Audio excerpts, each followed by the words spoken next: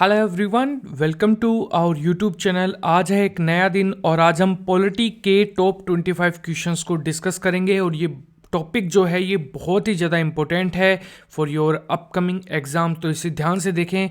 अगर आपको ये वीडियो अच्छा लगता है तो प्लीज़ वीडियो को लाइक करें और शेयर करें। और हाँ, हमारा डेली करंट अफेयर्स आता है मॉर्निंग में 4 बजे, तो इसे देखना बिल्कुल भी ना भूलें। साथ साथ में जो हमारा रात को 9 बजे लाइव मॉक टेस्ट होता है, all India live mock test, इसे भी ज्वाइन करना ना भूलें। इसके अंदर आपके रेलवे की रिगार्डिंग बहुत ही ज़्यादा इंपॉर्टेंट क्वेश्चन हम डिस्कस करवा रहे हैं। अच्छा, इसके अलावा अगर आपको इस वीडियो की पीडीएफ फाइल चाहिए तो आप हमारे डिस्क्रिप्शन बॉक्स से आप हमारे टेलीग्राम ग्रुप को ज्वाइन कर सकते हैं, या फिर टेलीग्राम पर सर्च करें ओनली जीके ट्विटर, वहाँ से भी आप इसे ज्वाइन कर सकते हैं। आज का जो लाइक का टारगेट है वो हम रखते हैं 2000 लाइक, और कमेंट करना, आपको बताना है कि टॉप 25 में से आपके कितने क्वेश्चन सही हुए। हर क्वेश्चन के लिए मैं आपको 3 सेकंड का समय दूंगा और उसका राइट आंसर भी आपको कमेंट सेक्शन में वीडियो को पॉज करके करना है। टॉप 25 क्वेश्चंस आप लोगों के हर एक क्वेश्चन का आंसर कमेंट सेक्शन में करना है, जिससे कि आपकी प्रिपरेशन का आपको पता लग सके, क्योंकि उसके बाद तो मैं जस्ट आपको उसी वक्त यहाँ पर जो आंसर है वो बताता रहूँगा। साथ साथ में अगर आप हमारे चैनल पर नए हैं तो चैनल को सब्सक्राइब करके बेल आइकन को जरूर दबाइएगा। तो चलिए शुरुआत करते हैं आज के आपके पहले क्वेश्चन के साथ। भारतीय संविधान के किस अनुच्छेद के तहत लोकसभा में अनुसूचित जाति और जनजातियों के लिए आरक्षण दिया गया है? आप लोगों के पास 3 सेकंड का समय है लिखने के लिए, ठीक है। तो ये दिया गया है, ऑप्शन नंबर ए आपका करेक्ट होगा। यहां पर अनुच्छेद है यहां पर 330, तो ये चीज आपको यहां पर याद रखनी है। अगला क्वेश्चन, अंडमान निकोबार द्वीप समूह का न्याय क्षेत्र किस न्यायालय की देखरेख में आता है? तो ये आता है ऑप्शन नंबर बी आपका करेक्ट होगा। यहां पर पोर्ट ब्लेयर में कलकत्ता हाई कोर्ट की सर्किट बेंच, ठीक है। तो ऑप्शन नंबर आपका यहां पर क्या होगा? बी राइट आंसर होगा। बहुत ही ज्यादा इंपॉर्टेंट क्वेश्चन है यहां पर, ठीक है। देखो, अंडमान निकोबार द्वीप समूह के न्याय क्षेत्र के न्याय का कार्य पोर्ट ब्लेयर में कलकत्ता हाईकोर्ट की जो उपखंड है वो संभालता है, ठीक है। ये कोलकाता हाईकोर्ट की उपखंड के रूप में कार्य करता है। केंद्र शासित प्रदेश लक्षद्वीप के न्यायिक क्षेत्र का कार्य कौन न्यायालय करता है? तो ये करता है ऑप्शन नंबर बी आपका यहां पर करेक्ट होगा। केरल हाई कोर्ट जो है वो लक्षद्वीप के जो न्यायिक क्षेत्र का कार्य है वो यहां पर करता है। अच्छा, इसकी जो स्थापना है ये कोच्चि के अंदर की गई थी और इसकी स्थापना 1956 के अंदर की गई थी, 1956 में।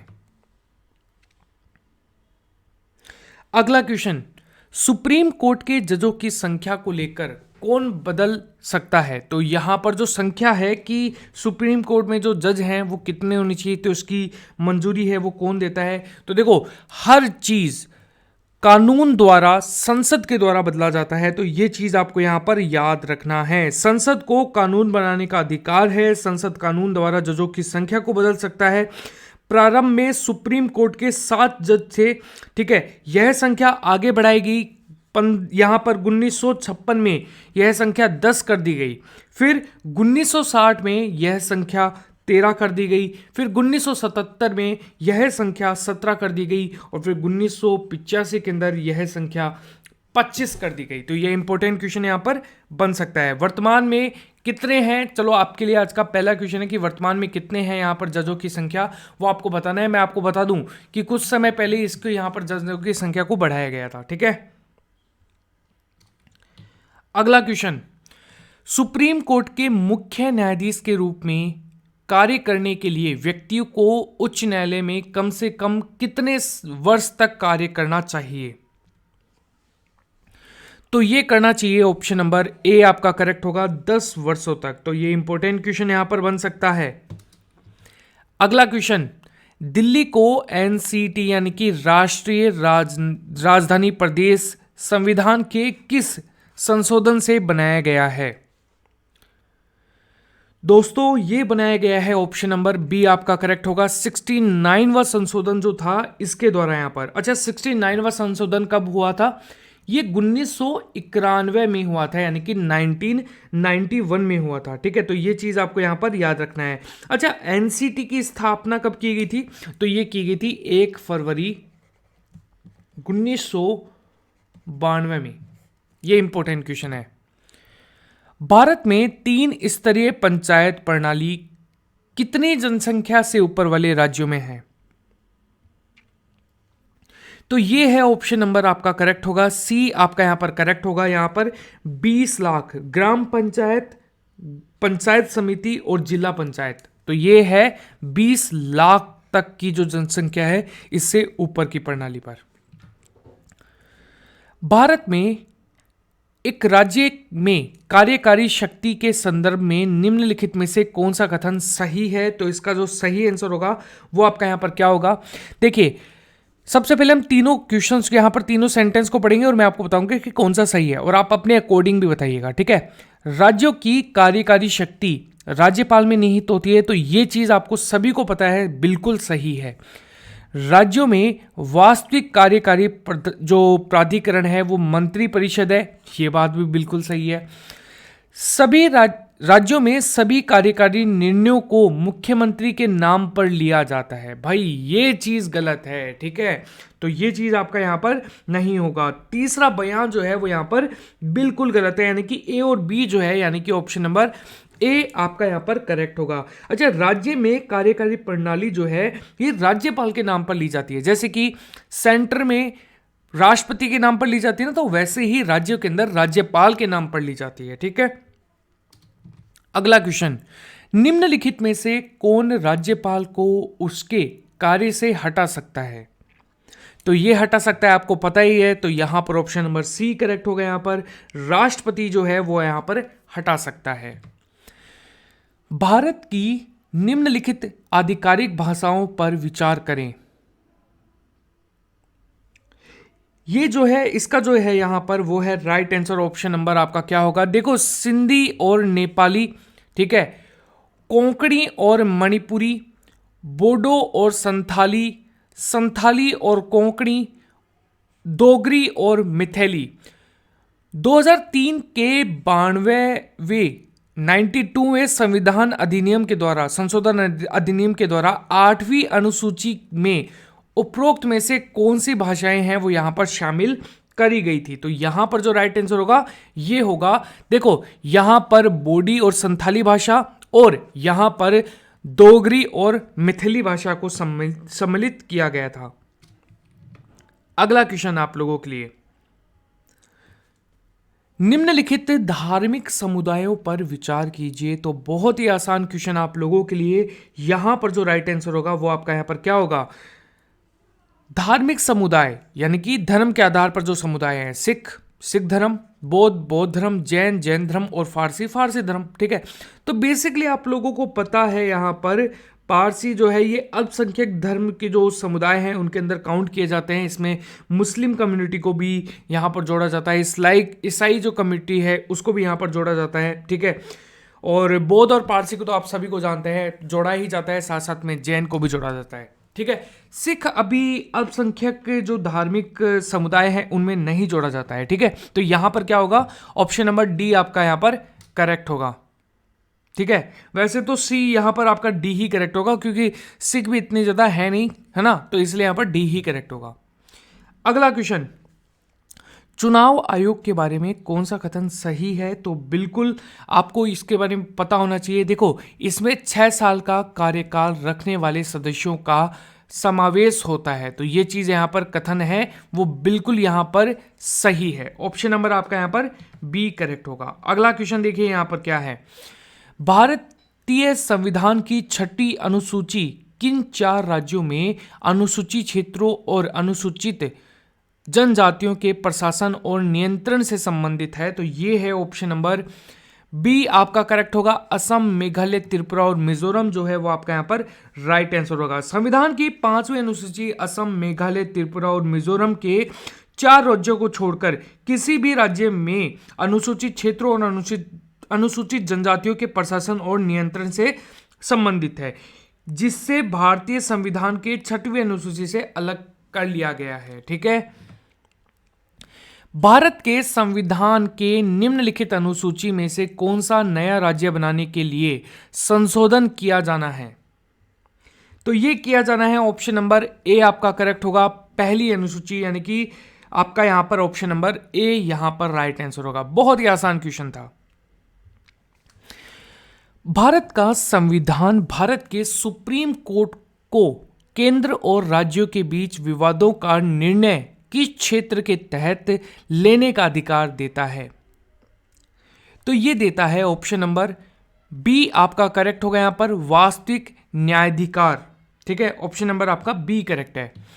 अगला क्वेश्चन, इनमें से कौन सा राष्ट्रपति चुनाव के लिए चुनावी कॉलेज का हिस्सा है लेकिन उसकी अपील के लिए कार्यवाही में भाग नहीं लेता है? तो ये जो है बहुत ही आसान क्वेश्चन है, ये है ऑप्शन नंबर सी आपका यहां पर करेक्ट होगा, राज्य विधानसभा। तो आप सभी को पता है राज्य विधानसभा इसके चुनाव में भाग नहीं लेते हैं। तो बहुत ही आसान क्वेश्चन आप लोगों के लिए।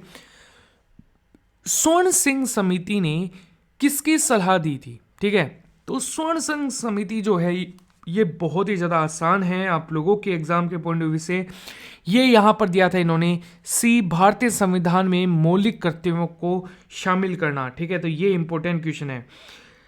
तो यहाँ पर अगर हम बात करें, देखो 1976 की बात है, अगर आपको पता होगा 1976 की बात है, कांग्रेस पार्टी के आंतरिक आपातकाल जब यहाँ पर 1975 से लेकर 1977 के संचालन के दौरान जो मौलिक कर्तव्य हैं, ठीक है, उनके रिगार्डिंग जो संशोधन किया गया था, जो कि यहाँ पर 1976 में 42वां संविधान संशोधन था, इसको यहाँ पर जोड़ा गया था। ठीक है, तो ये चीज़ तो आपको बहुत अच्छे से आती होगी।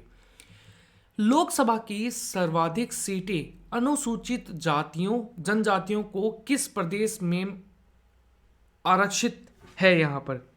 ठीक है, तो ये यहाँ पर है ऑप्शन नंबर ए आपका करेक्ट होगा, यहाँ पर एमपी। ठीक है, एमपी में कुल 29 लोकसभा सीट है जिसमें 6 अनुसूचित जनजातियों के लिए है।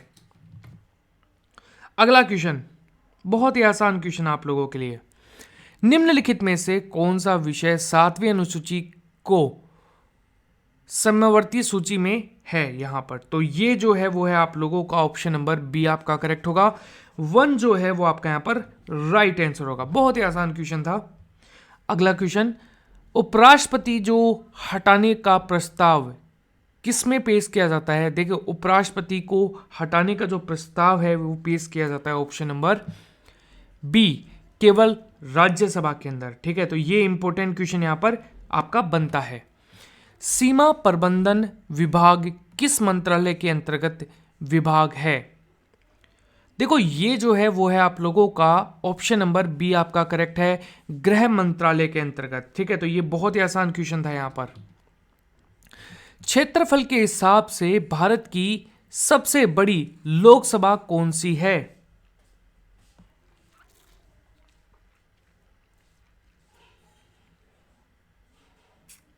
तो ये है ऑप्शन नंबर आपका करेक्ट होगा, लद्दाख। ठीक है, तो ऑप्शन नंबर आपका क्या होगा? बी आपका करेक्ट होगा। ठीक है, अगला क्वेश्चन, निम्नलिखित में से कौन सा आपदा प्रबंधन अधिनियम 2005 के तहत गठित राष्ट्रीय आपदा प्रतिक्रिया निधि का संचालन करता है? तो ये करता है ऑप्शन नंबर आपका यहां पर क्या करेक्ट होने वाला है? देखो, इसका जो राइट आंसर होगा ये है ऑप्शन नंबर बी, केंद्रीय गृह मंत्रालय, यानी कि सेंट्रल होम मिनिस्टर। क्षेत्रफल की दृष्टि से एक बार रुक जाइएगा, इस क्षेत्रफल की दृष्टि से यहाँ पर सबसे यहाँ पर, हाँ चलिए ये सही है बिल्कुल। ठीक है, भारतीय संविधान द्वारा लिए दिए गए निम्नलिखित मौलिक अधिकारों के कारण गैर अनुदान अल्पसंख्यक संस्थानों को आरटीआई अधिनियम के दायरे में बाहर रखा गया है। तो ये किया गया है, ऑप्शन नंबर आपका यहां पर करेक्ट होने वाला है, डी यहां पर राइट आंसर है, यहां पर अनुच्छेद 30(1) के अंतर्गत। ठीक है, तो ये बहुत ही ज़्यादा इंपॉर्टेंट क्वेश्चन यहां पर बन सकता है। भारत के निर्वाचन आयोग के चुनावों से कौन सा चुनाव संबंधित नहीं है? तो ये नहीं है, ऑप्शन नंबर आपका यहाँ पर करेक्ट होगा। बहुत ही आसान क्वेश्चन आप लोगों के लिए, सी राज्यों की पंचायतें और नगर पालिकाएं, तो ये इंपॉर्टेंट क्वेश्चन यहाँ पर बन सकता है। ठीक है गाइज, अगर आपको ये वीडियो अच्छा लगा हो, अगर आपको ये वीडियो बहुत ज़्यादा हेल्पफुल लगा हो, तो प्लीज़ इसको 2000 लाइक तक पहुंचाइए और जल्दी से इस वीडियो को शेयर कीजिए। आपको बताना है टॉप 25 में से कितने क्वेश्चंस आप लोगों के सही हुए हैं। चैनल पर अगर आप नए हैं तो चैनल को सब्सक्राइब करें और बेल आइकन को जरूर दबाएं।